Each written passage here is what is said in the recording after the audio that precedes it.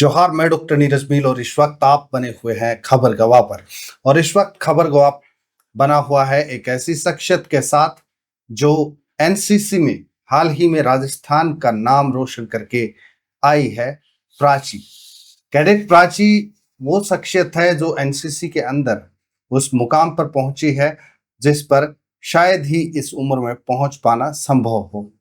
प्राची, सबसे पहले हम जानना चाहेंगे कि राजस्थान की एक बेहतरीन कैडेट के रूप में तुम्हें दिल्ली जाने का आर्मी अटैचमेंट कैंप के अंदर मौका मिला।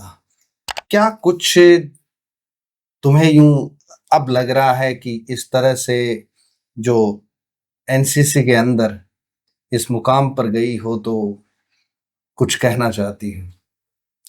मैं बस यही कहना चाहती हूँ कि अगर हो सके तो सभी मेरी तरह अगर कोशिश करेंगे तो वो भी जा सकते हैं।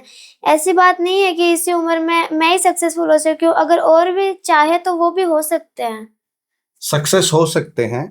एनसीसी का विचार कहाँ से आया? पापा से। पापा से क्या विचार आया? क्या? हमारे फॉर्म भरे जा रहे थे एनसीसी के, मैंने आके घर पे बात की पापा से, तो पापा ने बताया कि तू भी भर। उस टाइम पे मेरा इंटरेस्ट नहीं था इसमें। फिर मैंने ली, फिर मैंने पहले एटीसी कैंप किया, उसके बाद में एटीसी होने के बाद में हमारे टीएससी के लिए सिलेक्शन के लिए फायरिंग करवाई जाने लगी। उसके अंदर मैं गई, फिर मेरा सिलेक्शन हुआ। उससे आगे हुआ जयपुर में हमारे 2 कैंप हुए 10-10 दिन के। उसके बाद में उनमें भी सिलेक्ट होके मेरा आगे उदयपुर के लिए, उदयपुर में हमारा 15 दिन का कैंप हुआ था, 2 10-10 दिन के और 1 5 दिन का।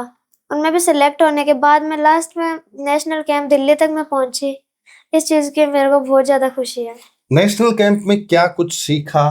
किस तरह के बच्चे थे? क्या देखा?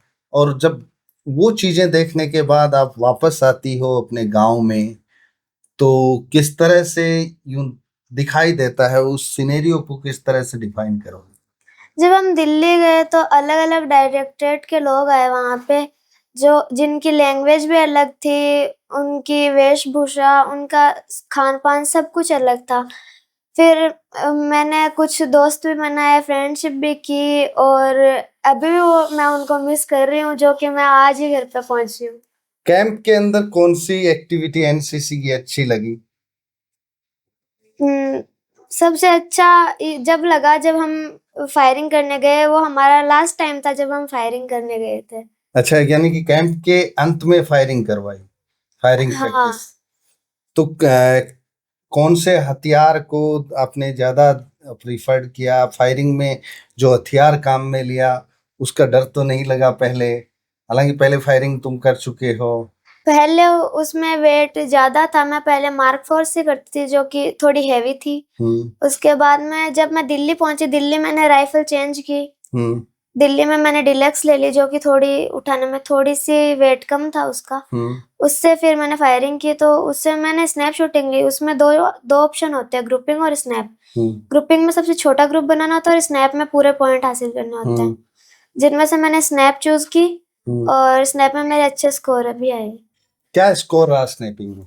स्नैपिंग में मेरे स्कोर रहे थे 40 और out of 50 out of 50 out of 40 और 50 आउट ऑफ 50 ये स्कोर रहे थे। और उनके अंदर राजस्थान डायरेक्टरेट जेडब्ल्यू ग्रुप जो था वो 5th रैंक पे रहा।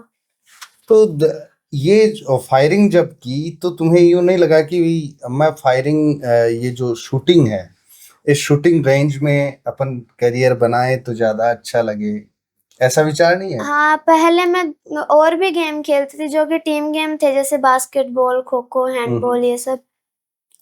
उनके अंदर ये था कि मतलब अगर एक भी बच्चे की गलती होती तो पूरी टीम हारती थी उसकी वजह से। उसके बाद में मैं एनसीसी में गई, एनसीसी में मैंने फायरिंग ली। फायरिंग मेरी जब अच्छी थी तो मैंने शूटिंग रेंज भी ज्वाइन की। मेरी रेंज का नाम है द स्कोप शूटिंग रेंज। मैं उसमें जाती थी, उसमें 10 मीटर एयर पिस्टल से मैंने फायरिंग की।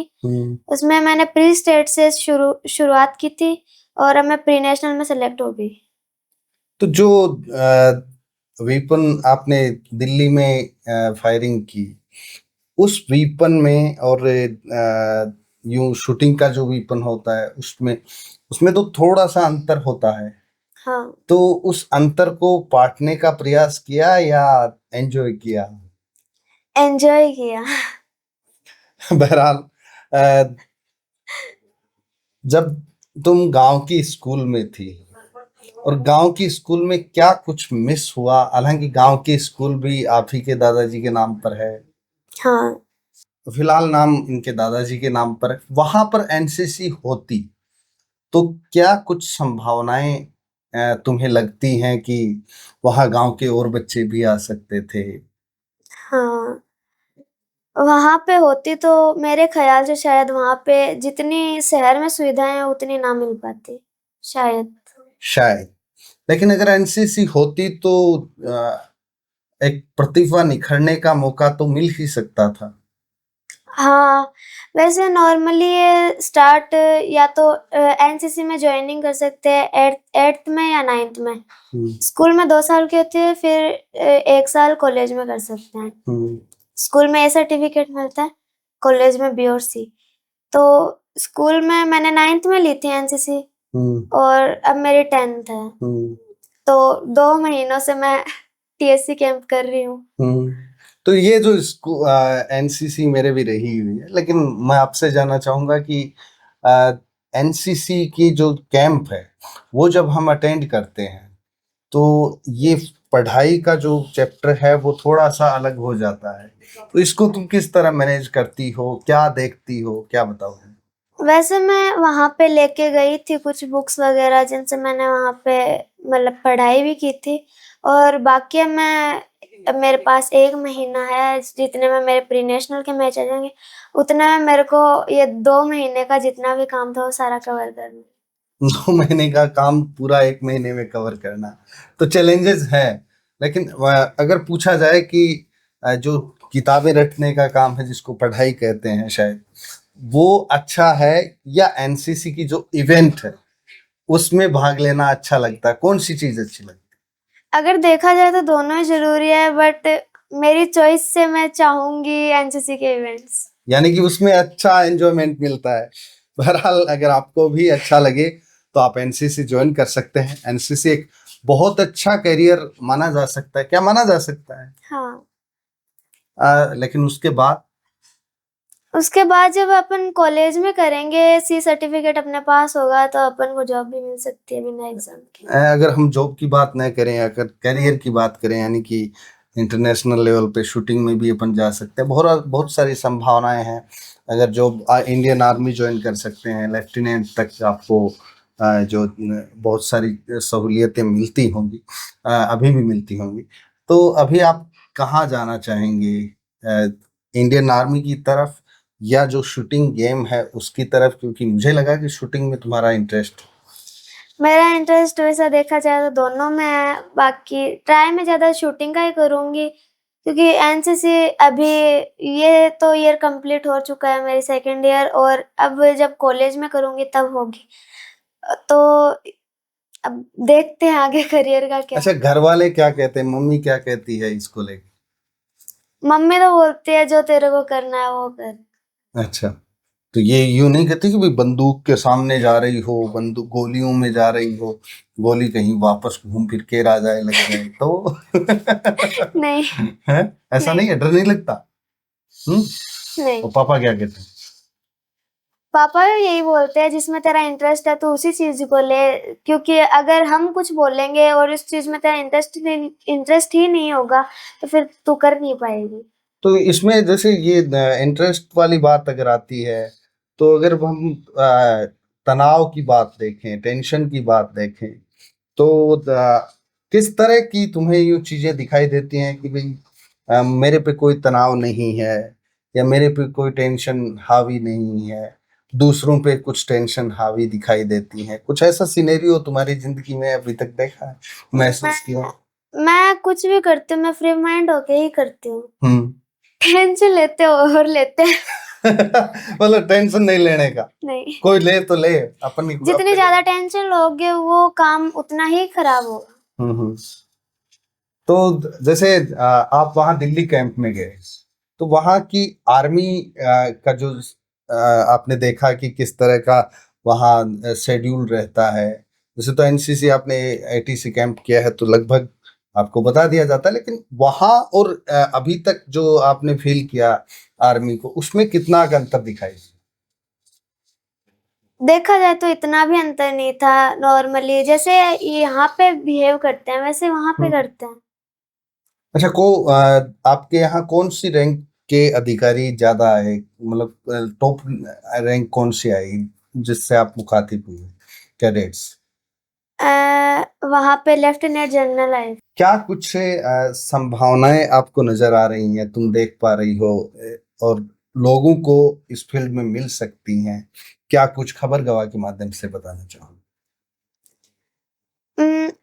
लोग ज़्यादा से ज़्यादा जितनी ज़्यादा एनसीसी ज्वाइन करेंगे, वैसे देखा जाए तो ये बहुत कम स्कूलों में मिलती है।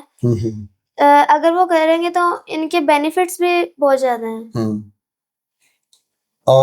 और क्या करियर बनाया जा सकता है, या और पढ़ाई के साथ किस तरह का बैलेंस देखा जा सकता है? अब वो जो करने वाला था वो उसकी चॉइस पे डिपेंड करता है। अगर उसका इंटरेस्ट ज़्यादा पढ़ाई में है तो पढ़ाई के माध्यम से अपना करियर बनाएगा। अगर इवेंट्स में ज़्यादा है उसका इंटरेस्ट तो वो इवेंट्स के माध्यम से। तो बहरहाल सरकार से अपन कह दें कि भाई सारी स्कूलों में जिस तरह से स्काउट गाइड होता है वैसे एनसीसी भी हो। हाँ। एनीवे, ये थी प्राची, एनसीसी कैडेट्स, जिन्होंने राजस्थान से एक प्रतिनिधित्व किया है और दिल्ली के आर्मी अटैचमेंट कैंप के अंदर एक कैडेट्स के रूप में भाग लिया, आपसे मुखातिब हुए और साझा किया उन विचारों को जो एनसीसी के साथ साथ चलते हैं, और एनसीसी के जीवन में झांकने का हमने प्रयास किया। आपको ये वीडियो कैसा लगा हमें ज़रूर बताइएगा। आपकी क्या राय है इस वीडियो को लेकर वो भी बताइएगा। हम इस वीडियो के माध्यम से ये भी कहना चाहते हैं कि एनसीसी सभी स्कूलों में होनी चाहिए, एक ऑप्शन छात्र छात्राओं को मिलना चाहिए। इस एपिसोड में इतना ही, लेकिन जनता के मुद्दों पर खबर गवाह का उलगुलान जारी रहेगा। कैमरामैन केके के साथ दीजिए इजाजत। जोहार।